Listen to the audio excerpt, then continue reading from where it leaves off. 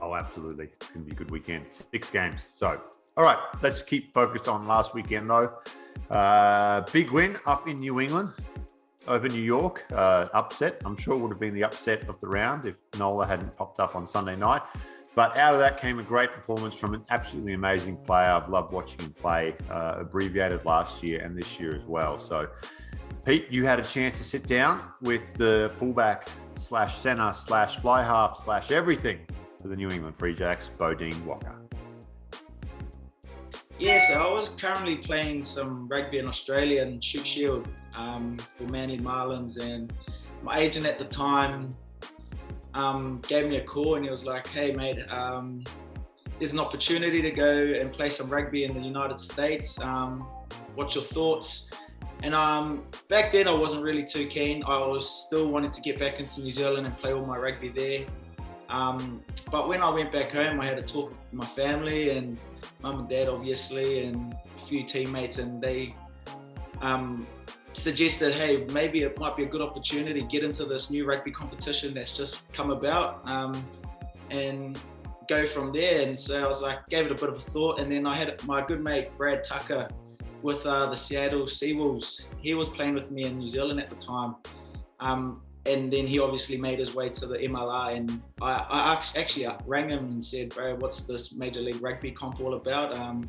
Is it worth coming over for and whatnot? And all he had was good words for the competition. So it was no brainer growing up in New Zealand, never ever would I have thought that I was going to play rugby in America. And you're back home always watching all these movies, and most of the movies all made in America, and I'm like, man, I wish I could go to Hollywood, or I wish I could go to New York or Washington. And so when I got the opportunity, and last year was actually pretty interesting because we couldn't play at home for the first 5 games.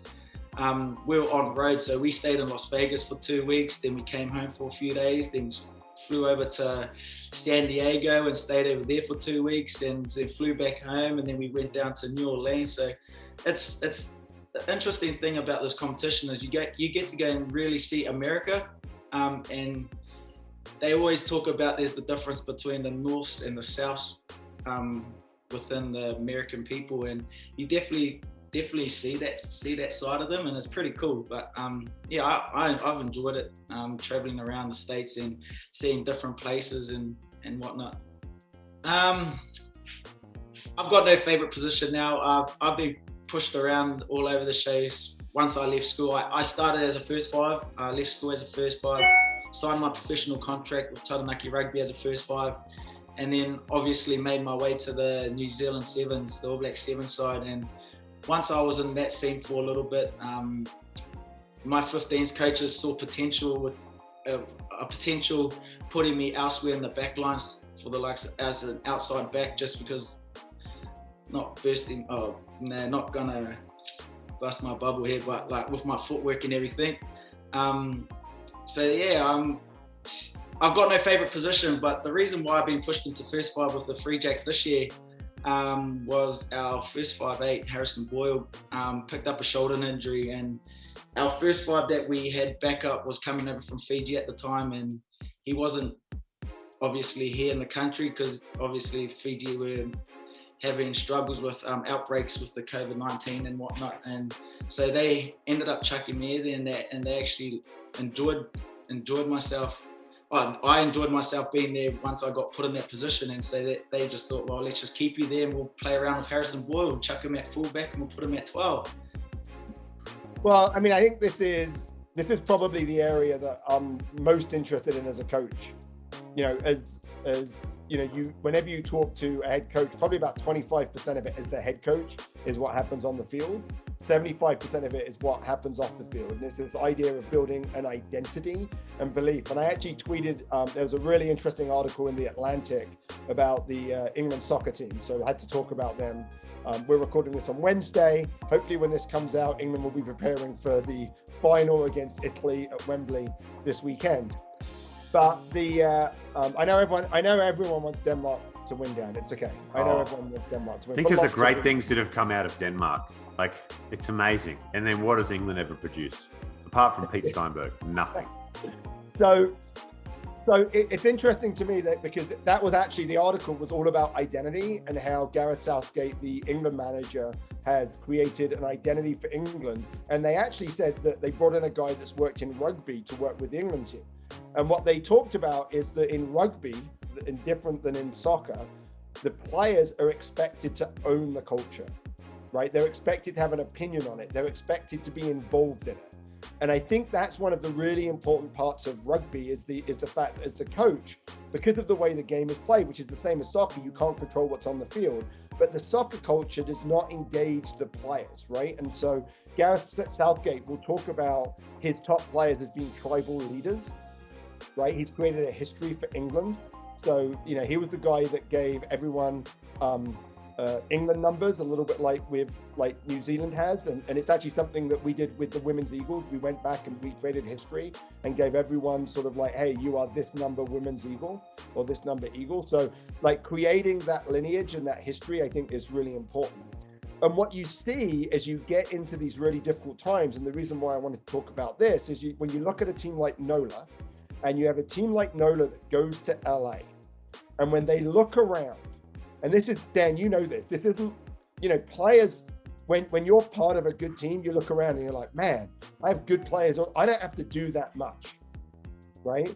I think that, you know, I don't have to do that much because I've got good players around me and it's going to be exciting to play. And then there are times when you walk out and you look around, you're like, oh, I'm the best player here, right? I have to do everything. And I thought what was really interesting was the faith and the belief that the NOLA players had in each other, even the guys that came off the bench. And that's something that I think is completely underappreciated as as people that are outside of the game or outside of coaches. All right, let's pick them for this weekend, buddy. Houston at New York. What are you thinking here? New York. I'm going Sabercats. Yeah. Just listen, no offense to New York. Only reason I'm doing this is to continue to see the NOLA run, just because I think it's so fantastic. I don't know. I just feel like the magician Sam Windsor is going to pull something. He may not. What's the rating on this show, Aaron? Do kids listen to this show? No, I won't. Interestingly, we have a young audience and we have an old audience, and we don't hit the, I guess, the middle millennials a lot, like you and me. What? With all my references to that era? Come on, guys, I'm disappointed. Now they're off listening to Joe Rogan and talk about the universe. Maybe if you and I get a little of the wacky weed on the show, Pete, what do you reckon? Like Joe does? Start talking about the cosmos. I think we're okay. Okay. So let's San Diego at DC. What are you thinking here? This is an interesting game to me. This is sort of like one of those games, I don't know what the coaches are going to do. I actually like San Diego. I keep liking San Diego. Like I said, I think Nate Osborger coming back, I think that's been a big boost to them. I think Joe Peterson, like I suspect this is his last opportunity. Run around. So I think they'll want. So I think it's San Diego, but I think it's close because I think that DC have the ability to score from anywhere. They've got so many good playmakers.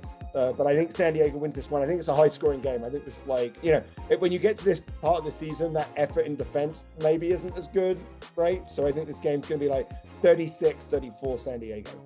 Yeah, I tell you, DC missed those ball carries from Jamison Varner Schultz and Mikey Saseni Fungai. That's right. Just that good initial charge, quick ball. They love quick ball. No Callum Gibbons. So this could be a roster decision if they get Gibbons back and they're healthy, and you know, it's a tough road trip. But yeah, and I'd have to see if Peterson's playing. Peterson didn't play on the weekend. Glaciers did a great job at 10 though. All right, Austin at LA. Surely not 2 in a row for the Giltinis. I think Austin can win this game because I think they have the game plan. I think a lot will depend.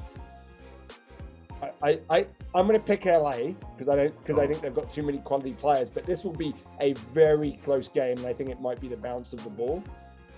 So I think that we've got. I think this is LA, but I think it's going to be something like 22-20, and Austin can definitely pull it off.